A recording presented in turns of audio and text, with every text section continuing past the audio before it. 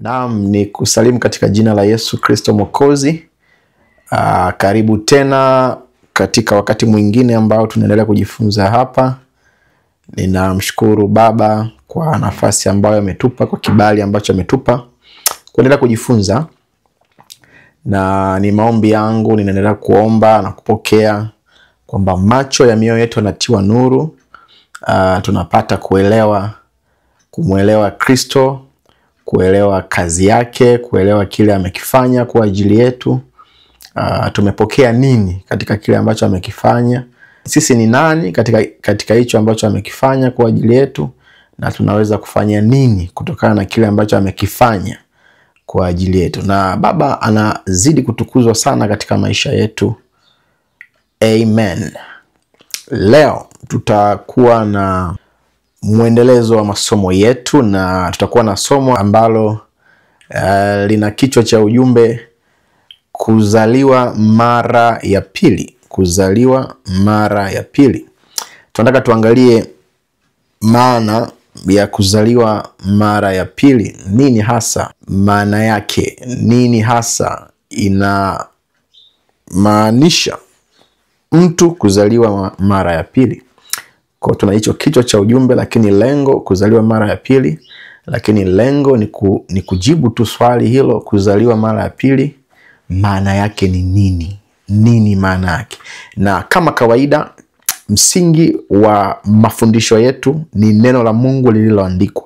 Kwa tutapitia maandiko kadha wa kadha ili kuweza kupata majibu na kujiridhisha kabisa kufikia katika ufahamu wa kuelewa kuzaliwa mara ya pili ni kitu gani, ama ni jambo gani, ama ni nini inamaanisha.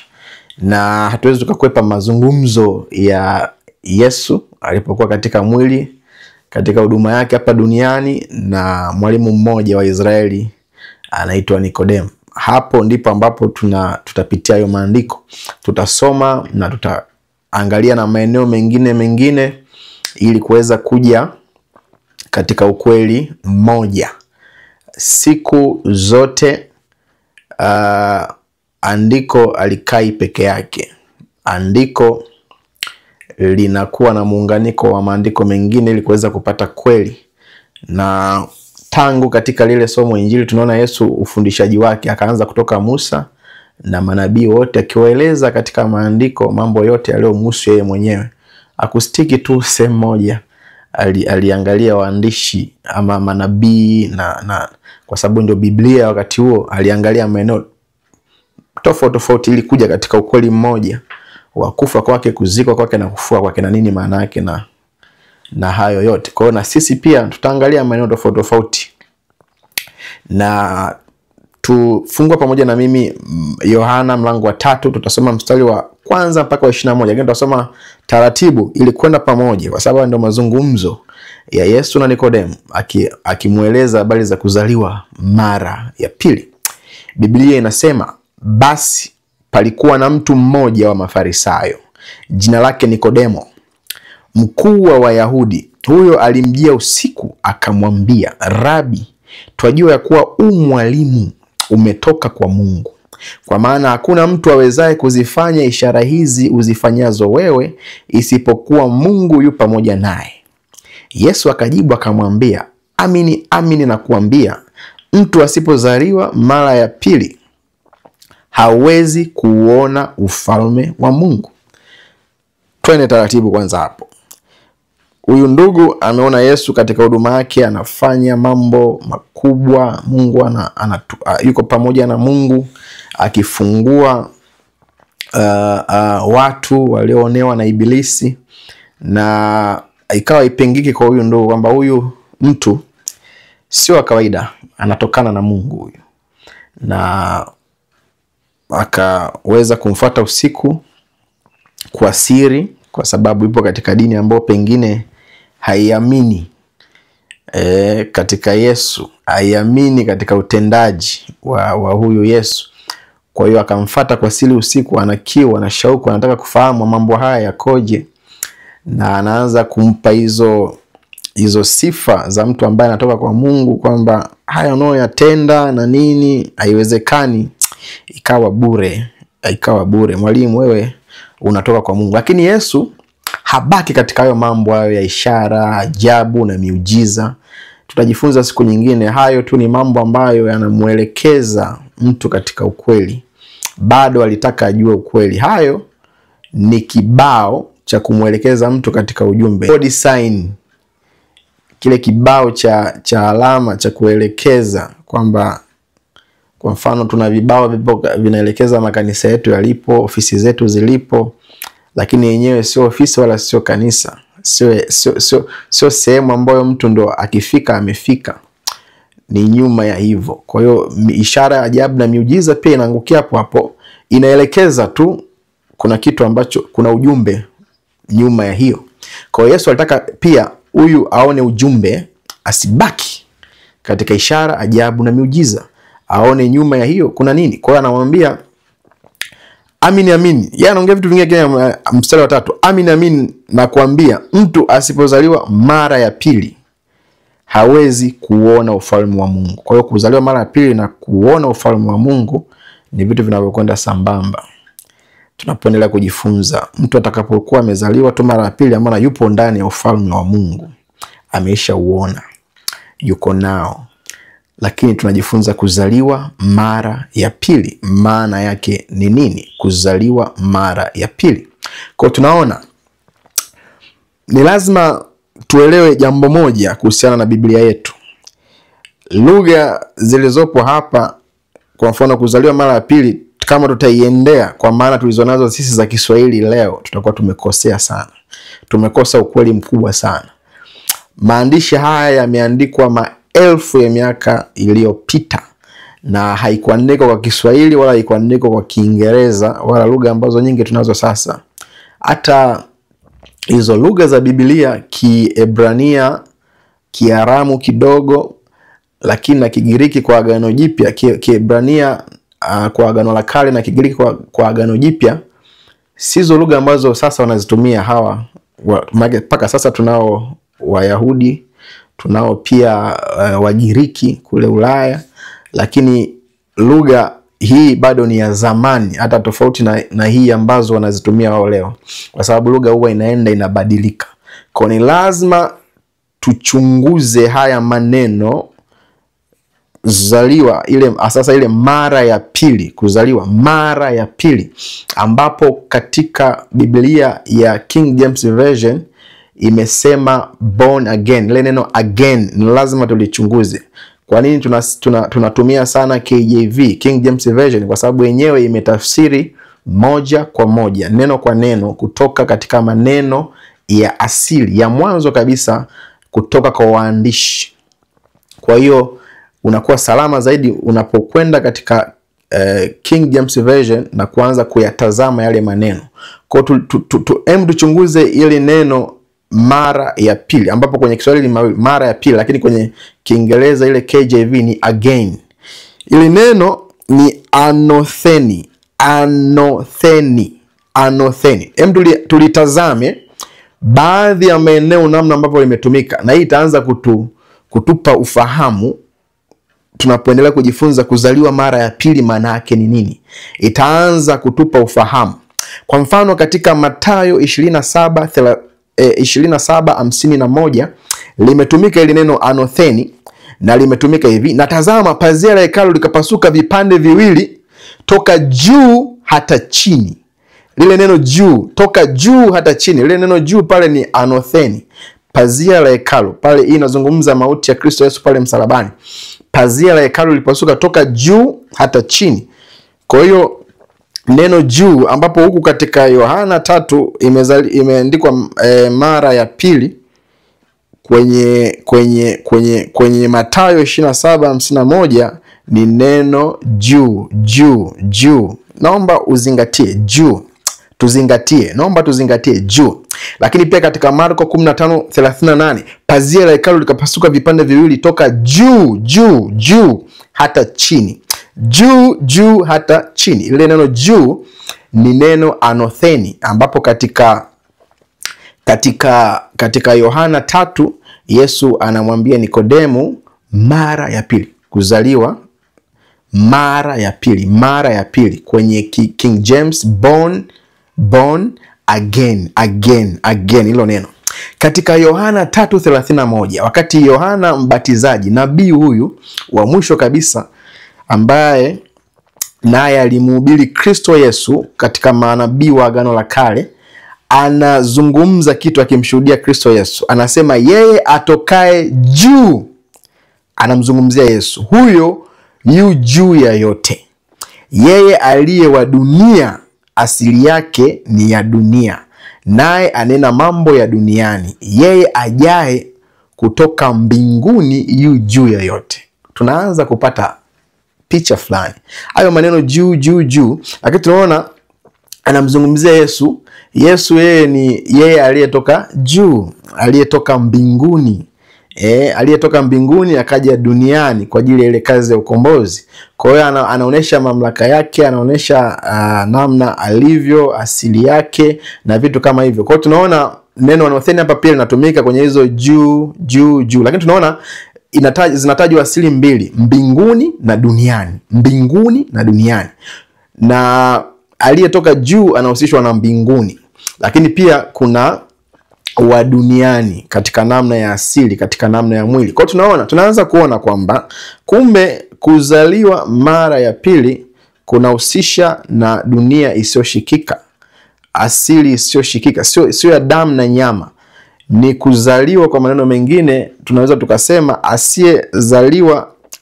Turudi sasa katika ile Yohana 3, Yesu anaposema, Yesu akamwambia, amini nakwambia, mtu asipozaliwa mara ya pili, tunaweza tukasema kabisa asipozaliwa kutoka juu ama asipozaliwa kutoka mbinguni hawezi kuona ufalme wa Mungu. Asiyezaliwa kutoka juu. Kwa hiyo kuzaliwa mara ya pili ni sawa kabisa na kusema, tunaanza kudadavua na kuona kwamba kuzaliwa mara ya pili ni sawa kabisa na kusema kuzaliwa kutoka juu ama kuzaliwa mbinguni. Sasa mbinguni tunazidi kuangalia, ama hiyo juu tunazidi kuangalia, sio juu katika mawingu haya ambayo hata wanaanga wa kule Marekani huwa wanayatoboa haya. Wanayatoboa tu, wanaenda na vyombo vyao huku na kule.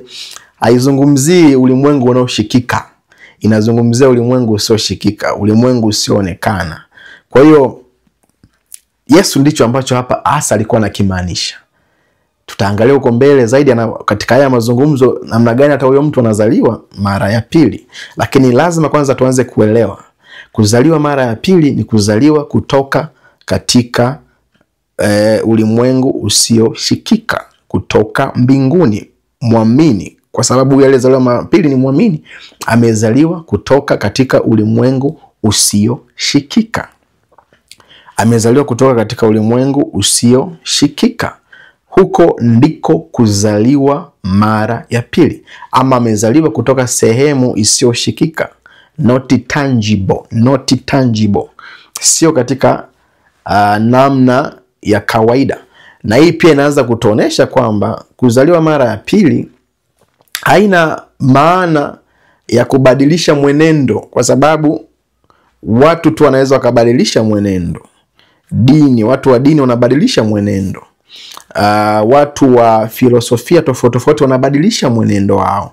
Kwa hiyo haihusiana na kubadilisha mwenendo, haihusiana na vitu kama hivyo. Inahusiana na maana kwamba mtu anazaliwa upya kutoka katika roho. Na hapa anazidi kufafanua mstari wa 4.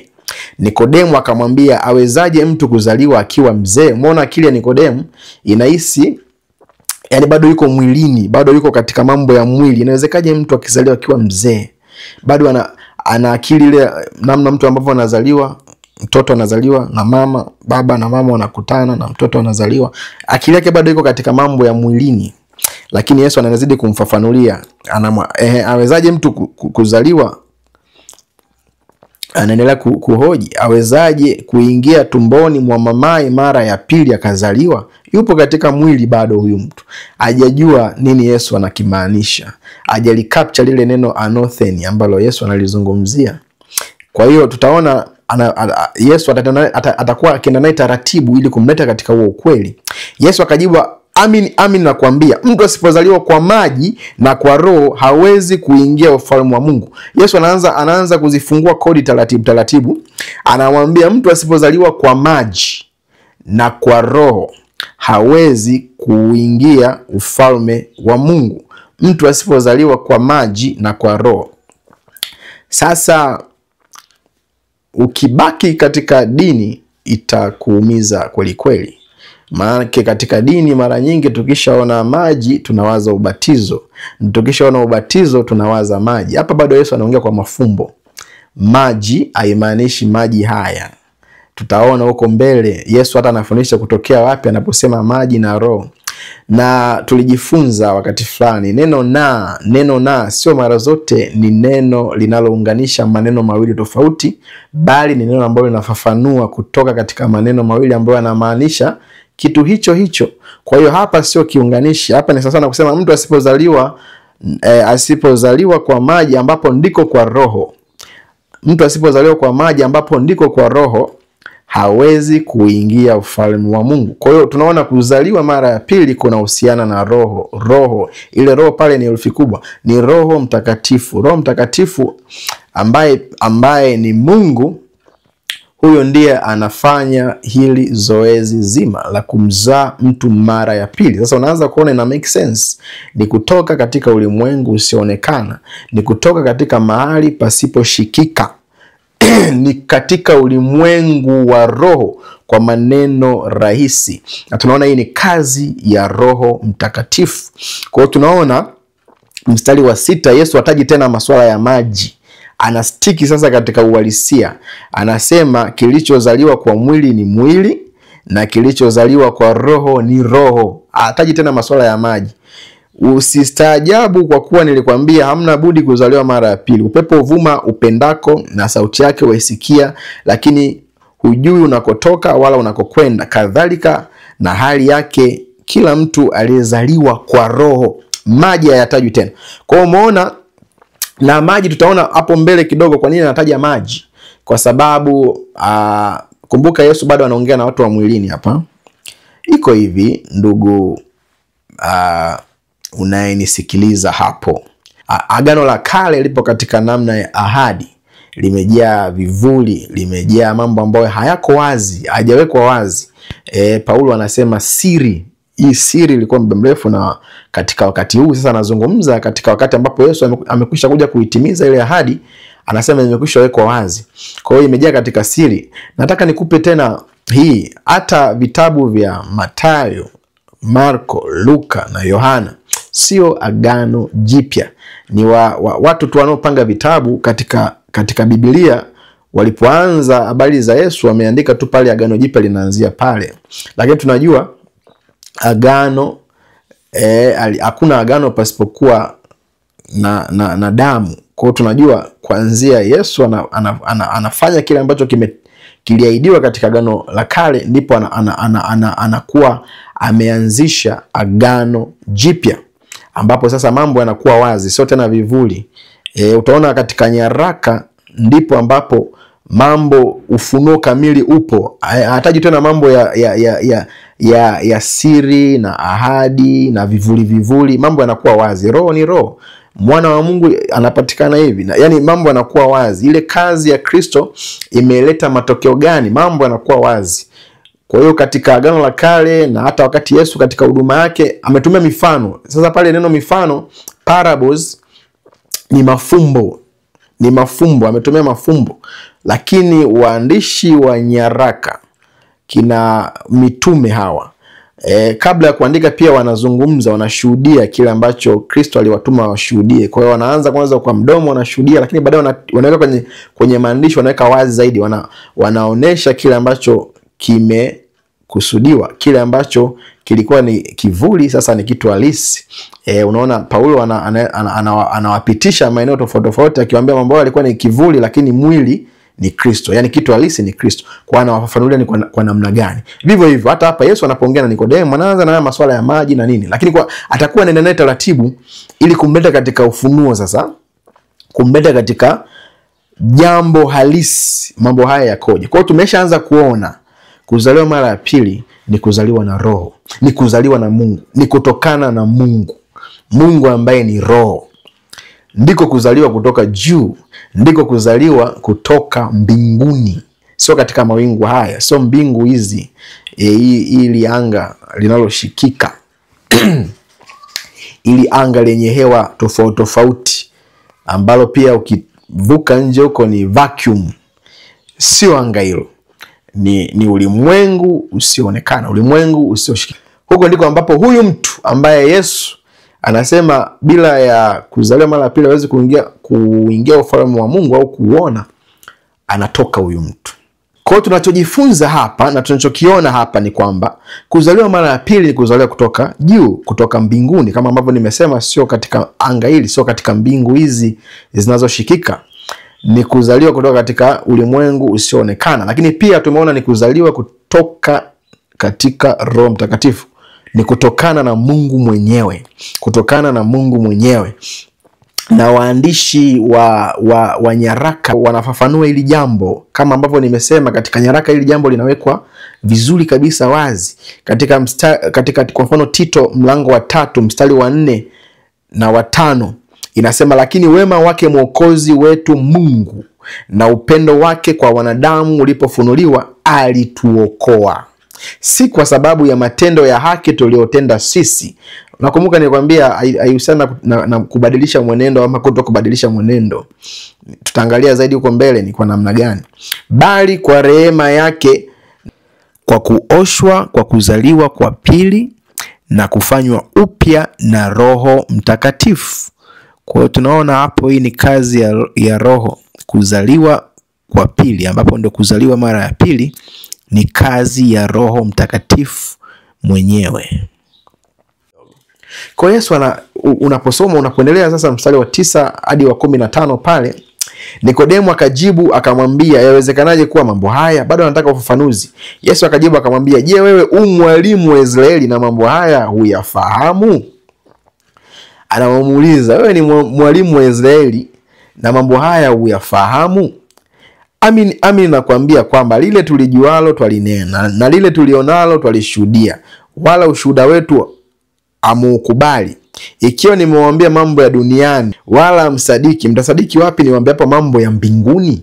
Mambo yasioonekana, sio mbingu hizi, katika ulimwengu usioshikika, ulimwengu usioonekana. Wala hakuna mtu aliyepaa mbinguni ila yeye aliyeshuka kutoka mbinguni, yani mwana wa Adam. Na kama vile Musa, sasa anaanza kuziweka kodi vizuri, alivyomuinua yule nyoka jangwani, vivyo hivyo mwana wa Adam hana budi kuinuliwa, ili kila mtu aaminie awe na uzima wa milele katika yeye. Nikodemo anataka afafanuliwe haya mambo yanakuaje. Kwa uvumilivu mkubwa Yesu anaendelea kuweka mambo haya wazi katika ule mstari wa 14 na 15. Tunaendelea kuangalia maana ya kuzaliwa mara ya pili. Lakini turudi nyuma kidogo katika ule mstari wa 10. Yesu akajibu akamwambia, je, wewe mwalimu wa Israeli na mambo haya huyafahamu? Wewe Nikodemo, Farisayo. Farisayo alikuwa ni mtu ambaye sheria ya Musa yote iko kichwani. Farisayo alikuwa ni mtu ambaye Torati na manabii hakuna ambacho utamdanganya, kwa maana ya kustadi, kusoma, kujifunza. Ni mtu ambaye ameanza kujifunza tangia mdogo. Katika masinagogi ameanza kujifunza, ameendelea kujifunza akiwa kijana mpaka uje kuwa Farisayo. Ni mtu ambaye umepitia mchakato mkubwa sana wa kujifunza haya maandiko ya Musa na manabii.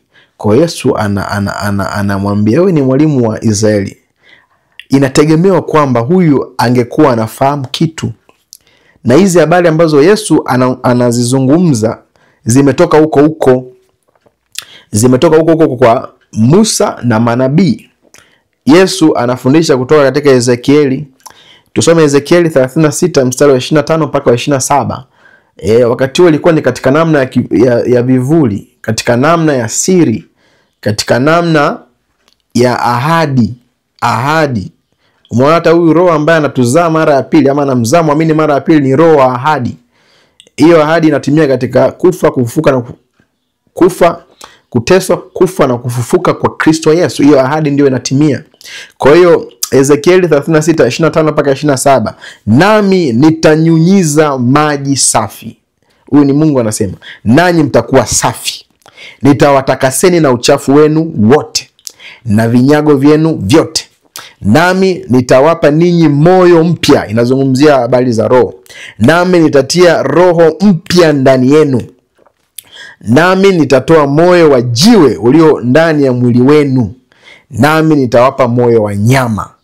Nami nitatia roho yangu ndani yenu na kuendesha katika sheria zangu. Nanyi mtazishika hukumu zangu na kuzitenda. Huyu ni Mungu anaahidi kuna huo wakati ambao utakuja, nitatia moyo mpya. Biblia imeandikwa katika namna ya msisitizo. Sio kwamba anaongea mambo tofauti kwamba nitawapa ninyi moyo mpya, nitatia roho mpya, kama anaongea vitu tofauti. No, ni katika hali ya kusisitiza. Na kinachosisitizwa hapa kwamba kuna wakati ambao utafika Mungu ataweka roho yake ndani ya mwanadamu. Na hii ni katika ufufuo. Kwa hiyo na tunaona hii ni kazi ya Mungu mwenyewe. Anasema sio tuta. Kwa hiyo ni kazi ya Mungu mwenyewe. Haina mchango wa mwanadamu, haina mchango wa malaika, haina mchango wa mwingine awaye yote. Ni Mungu mwenyewe anazungumza, nitafanya hivi. Nitatia moyo mpya, nitageuza ule moyo wa jiwe kuwa moyo wa nyama. Ni kazi ambayo anakuja kuitimiza ndani yake Kristo Yesu. Kristo Yesu anapoteswa, kufa na kufufuka, anamfanya mwanadamu aliyeamini kuwa fit kwa ajili ya roho wa Mungu kukaa ndani yake. Na huo ndio utakaso. Roho wa Mungu anapokaa ndani ya mwanadamu, huo ndio utakaso. Utakaso sio kutubu. Utakaso sio maombi ya rehema. Utakaso sio chochote kinachotokana na juhudi za mwanadamu katika sura hiyo na nyingine nyingi. Utakaso ni Mungu mwenyewe anavaa mwili, anaishi maisha makamilifu, anateswa ndani ya Kristo Yesu, anateswa pale msalabani, anakufa siku 3 kaburini katika mwili, katika umilele roho yake kuzimu, akishughulikia dhambi, na baada hapo anafufuka, anakuwa ameshinda dhambi, ameshinda na matokeo yake ambaye ni mauti. Na kwa kushinda huko, anayeamini anakuwa amehesabiwa haki, anayeamini anakuwa amepokea hicho kipawa. Na hapa roho ndipo ambapo anamwagwa ndani ya wote wenye mwili. Hawa wote wenye mwili ni wale ambao wanaamini. Kwa hiyo hizi habari ziko tangia mwanzo, na huko ndiko kuzaliwa mara ya pili ambapo anakuzungumza Yesu Kristo. Anapozungumza kuzaliwa mara ya pili, ni kuzaliwa kutoka katika huo ulimwengu, ni kuzaliwa kutoka katika roho. Ni kazi ya roho, ni kazi ya utakaso ya roho, ni kazi ya roho kumfanya mtu kuzaliwa mara ya pili. Ni kazi ya Mungu mwenyewe, ilikuwa katika ahadi ya siku nyingi. Ndio maana huyu pia anaitwa roho wa ahadi, kama ambavyo nimetangulia kusema. Kwa tunaweza kupata picha ya kuzaliwa mara ya pili. Ni jambo gani? Ni kitu gani? Ni nini? Nikodemu anawekwa sawa. Yesu anaanza taratibu. Mtu asipozaliwa mara pili hawezi kuona ufalme wa Mungu. Anaanza taratibu, anadadavua haya mambo namna gani yanakuwa. Wakati Nikodemu anauliza, hii inakuaje? Mtu anawezaje kuwa mzee, akiwa mzee akaingia tumboni mwa mama yake na kuzaliwa tena? No, anamtoa katika mwili. Anamtoa katika mwili, anamuonesha uhalisia ni katika roho, Ni roho ndiye ambaye anafanya hii kazi. Sio katika mambo ya mwili tena. Tutazidi kuangalia huko mbele namna inavyojiweka vizuri zaidi. Sasa namna gani mtu anazaliwa mara ya pili? Namna gani mtu anazaliwa mara ya pili? Mara ya pili? Yesu alianza kuzungumza habari katika ule mstari wa 14 wa Yohana 3. Anasema, na kama vile Musa alivyomuinua yule nyoka jangwani, vivyo hivyo mwana wa Adamu hana budi kuinuliwa. Kwa hiyo anamleta sasa katika namna gani mtu anaweza kuzaliwa mara ya pili. Nini ambacho kitamfanya mtu aweze kuzaliwa mara ya pili? Anaanza kumtazamisha kutoka katika maandiko pia ya Musa. Musa alinyanyua yule nyoka wa shaba, lakini ile ilikuwa ni kivuli, ile ilikuwa ni siri. Ndani ya pale kuna fundisho ama kuna elimu ya Mungu ya ukombozi, na hii ni katika Kristo Yesu. Anaposema mwana wa Adam hana budi kuinuliwa, anamaanisha kile ambacho atakwenda kupitia, ambacho ni tumezungumza kutoka katika somo la Injili, kuteswa kwake, kufa kwake na kufufuka kwake. Anapoinuliwa, kufufuka kwake, hiyo na kuingia katika utukufu wake. Hapo ndicho ambacho anakizungumza katika hiyo Yohana 3:14. Anazungumza habari za Musa, na huyu ni mwalimu wa Israeli, Farisayo. Amesoma hiyo katika maandiko ya Musa, amesoma. Kwa hiyo Yesu anamleta sasa katika uhalisia. Musa alichokuwa anajaribu kuwasilisha ni kazi ya ukombozi kupitia mwana wake. Alichokuwa anajaribu kulihubiria lile kanisa la Agano la Kale pale jangwani ni kuhusu Kristo Yesu, waamini katika hiyo ahadi ili na wao pia wahesabiwe haki. Waamini kama ambavyo wengine waliamini. Kuna wengine wengi waliamini, kina Ibrahimu, kina Nuhu, kina Habili waliamini. Kwa hiyo Musa pia anahubiri Injili, lakini katika namna yake kujaribu kuwatazamisha. Kwa hiyo Yesu katika ile mstari wa 10 anasema ili kila mtu aaminie awe na uzima wa milele katika yeye. Kwa hiyo tunaanza kuona kuzaliwa mara ya pili ni kuwa na uzima wa milele baada ya kuwa mtu ameamini.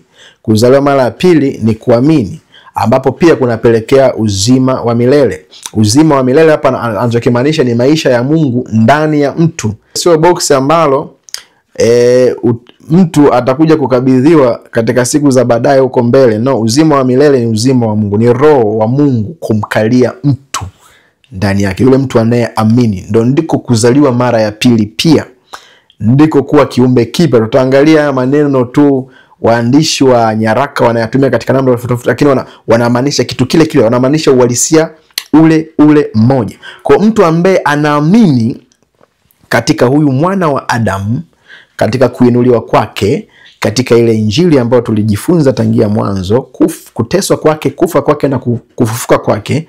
Anateswa na kufa kwa ajili ya dhambi na kufufuka ili kila ambaye anamwamini ahesabiwe haki. Huyu mtu anakuwa amezaliwa mara ya pili. Huyu mtu anakuwa na uzima wa milele katika yeye, katika hicho ambacho amekifanya. Anakuwa na uhai wa Mungu ndani yake, anakuwa na maisha ya Mungu ndani yake, anakuwa na roho wa Mungu ndani yake, na ndiko kuzaliwa mara ya pili. Na anaendelea kufafanua zaidi katika Yohana 3 mstari maarufu, mstari wa 16. Kwa hiyo nataka unaposoma mstari maarufu sana duniani ujue ulitokea wapi. Ulitokea tangia katika Nikodemo anauliza haya mambo, mtu anawezaje kuzaliwa mara ya pili? Habari za Yesu anapomhubiria Injili huyu ndugu Nikodemo. Kwa hiyo inasema ni mstari maarufu Yohana 3:16, kwa maana jinsi Mungu aliupenda ulimwengu hata akamtoa mwanae wa pekee ili kila mtu amwaminie asipotee bali awe na uzima wa milele.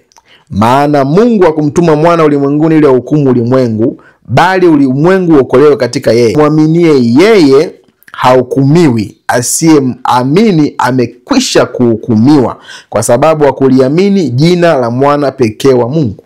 Kwa haya maneno ambayo Yesu anakuja kusema huko baadaye yametokana na swali hili, mtu anawezaje kuzaliwa mara ya pili? Mtu anawezaje kuzaliwa mara ya pili?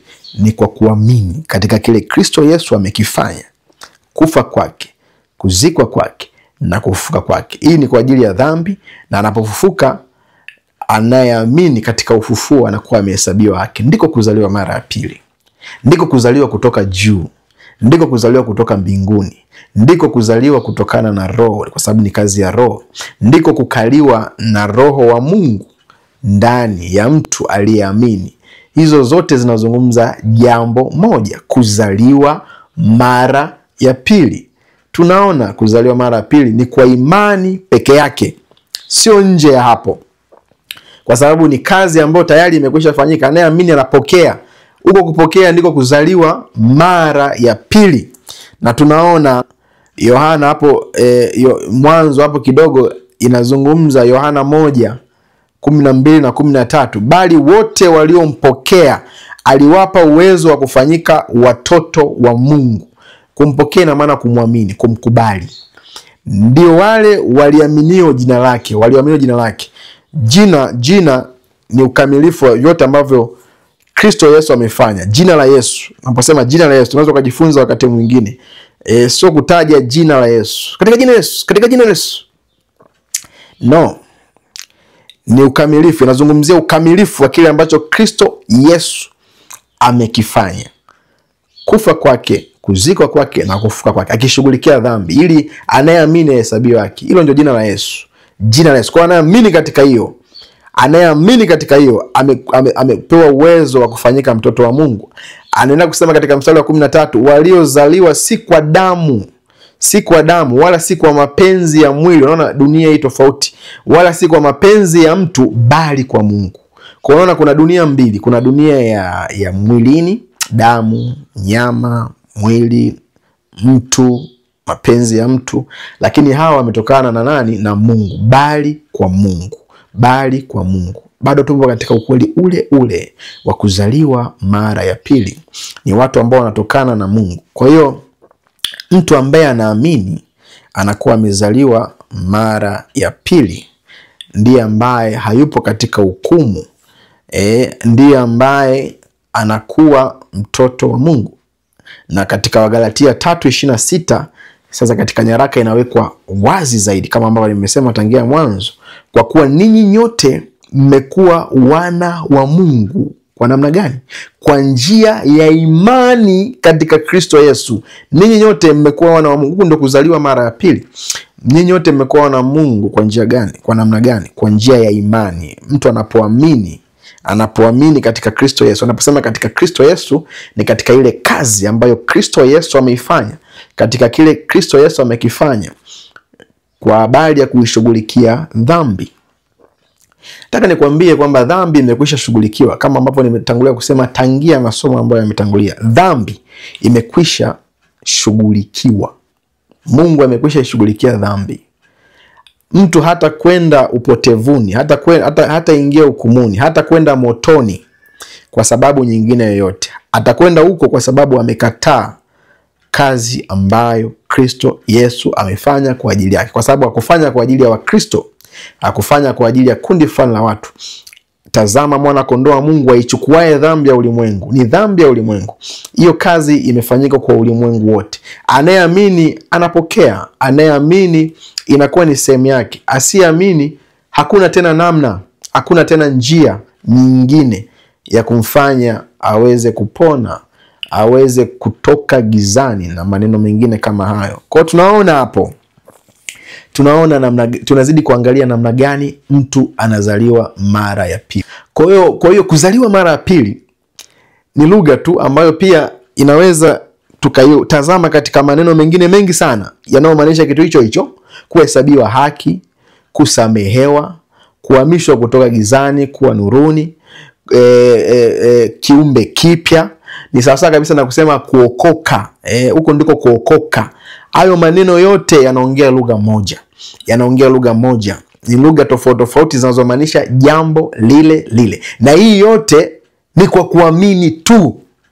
Asije mjanja wa mjini akaja akakwambia habari nyingine zote, kwamba kuna mchakato fulani, mpaka ufanye hivi, mpaka ufanye vile, mpaka uache hiki, mpaka uache kile, mpaka iwe hivi, mpaka iwe vile. No. Hii ni kwa kuamini tu, kwa sababu Kristo Yesu amekwisha maliza kazi yote miaka 2000 iliyopita. Na wale ambao kabla ya hapo waliamini kwa ahadi, sisi sasa tunaamini katika kitu ambacho tayari kimekwisha timilika. Unapoamini inakuwa ni sehemu yako. Huyu mtu anakuwa amezaliwa mara ya pili. Huyu mtu anakuwa amesamehewa.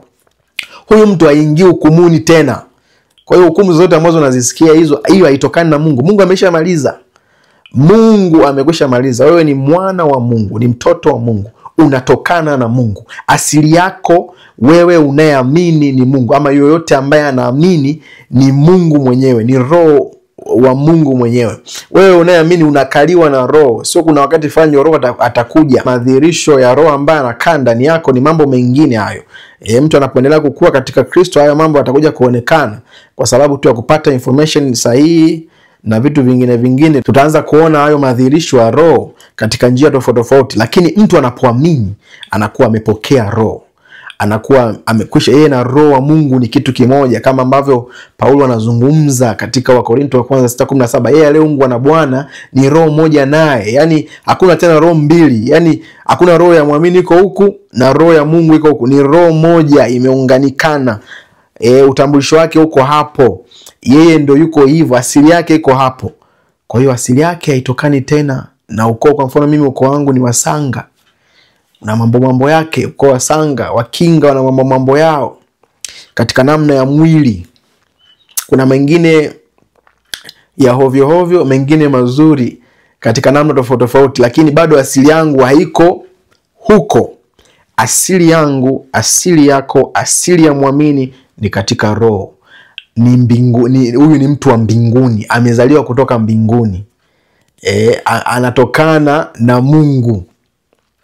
Ni mwenyeji wa mbinguni. Mahali pengine waandishi wa nyaraka wanazungumza ni mwenyeji wa mbinguni, na hii automatic inamfanya kuwa mtu aliye ndani ya ufalme wa Mungu. Ndio maana Yesu alikuwa anasema huyu mtu hawezi, usipozaliwa mara ya pili hauwezi kuona ufalme wa Mungu. Azungumzi ufalme, kuna wakati fulani ufalme wa Mungu kuna picha tunazo huko katika dini. Wakati mwingine tunafikiri ufalme wa Mungu kuna wakati fulani, lakini ufalme wa Mungu ni sasa, ni katika roho.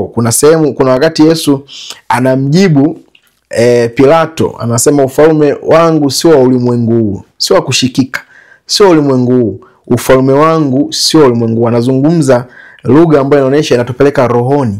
Kwa hiyo ni ufalme, ni mambo haya ya rohoni. Kiumbe kipya ni sasa, sio utakuwa mtu akiwa ndani ya Kristo amekuwa kiumbe kipya, ya kale yamepita, tazama yamekuwa mapya. Sio kuna wakati atakuja kuwa kiumbe kipya. Ni kiumbe kipya pale tu anapoamini, ni kiumbe kipya. Tazidi kujifunza huko baadaye haya mambo kutokea hapa na kuendelea zaidi, yatazidi ku make sense, yatazidi kujiweka wazi zaidi. Kwa tunaona katika mstari sasa wa 19 mpaka wa 21, hapa tu anazungumza hali ya mtu asiyeamini.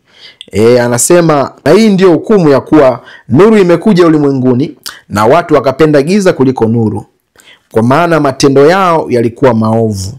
Maana kila mtu atendaye mabaya huichukia nuru, wala haji kwenye nuru matendo yake yasije yakakemewa. Bali yeye aitendaye kweli huja kwenye nuru, ili matendo yake yaonekane wazi ya kuwa yametendwa katika Mungu. Anazungumzia tu hali ya mtu asiyeamini, namna gani amekataa kile kipawa cha Mungu, amechagua kubaki katika hali alionayo. Mungu amewasilisha zawadi bure kabisa, kipawa bure kabisa, kwa sababu mshahara wa dhambi ni mauti, bali karama ya Mungu ni uzima wa milele katika Kristo Yesu Bwana wetu. Hiyo ni karama. Unaona neno ni karama, ni kitu cha ambacho mtu hafanyi kazi. Iko wazi kwamba amini upokee, lakini mtu kama anakataa, ina maana anabaki katika giza, anabaki katika uovu. Ni lugha ya kuonesha mtu asiyeamini. Katika Biblia, mtu anayeamini lebo yake ni mtakatifu, ni mwenye haki, ni mtu wa nuru na mengine mengi. Hata kama kuna wakati atakuwa na struggle katika mwenendo, lakini hiyo ndio lebo yake. Na mtu asiyeamini ni mtu wa matendo maovu, hata kama anaonekana ana maadili mazuri sana, lakini lebo yake ni mtu asiye wa nuru, ni mtu ambaye yupo katika giza. Lebo ni mbili tu, asiyeamini na anayeamini. Asiyeamini lebo yake ni ya giza, anayeamini lebo yake ni ya nuru, ni ya nuru katika majira yote, katika vipindi vyote, kwa sababu kazi imefanywa na mmoja. Kinachofanyika kwa mwanadamu ni kupokea kwa imani. Huko ndiko kuzaliwa mara ya pili. Huko ndiko kuzaliwa mara ya pili. Tunapojifunza ama tunapojaribu kumsaidia mtu kama Nikodemo, tunapita mule ambapo Yesu amepita kuelezea kuzaliwa mara ya pili. Na tumeona pia mitume wakichangia hiyo, wakionyesha kwa uwazi zaidi kuzaliwa mara ya pili ni kitu gani. Nimalizie kwa kukumbushia kwamba kuzaliwa mara ya pili ni kuzaliwa kutoka mbinguni. ni kuzaliwa kwa Roho Mtakatifu, ni kazi ya Roho Mtakatifu, ni kutokana na Mungu mwenyewe. Ndiko kuhesabiwa haki, ndiko kuokoka, ndiko kuhamishwa kutoka gizani kuwepo nuruni, na sentensi nyingi ambazo waandishi katika nyaraka wanazitumia. Ninatumaini kwamba tumepokea kitu leo tena, na Baba anaendelea kutukuzwa sana katikati yetu. Basi niseme Mungu na Baba yetu amekubariki sana, na mpaka wakati mwingine tuendelee kuyatafakari haya, kuyatazama haya, na kuendelea kwetu kutakuwa dhahiri machoni pa watu wote. Amen.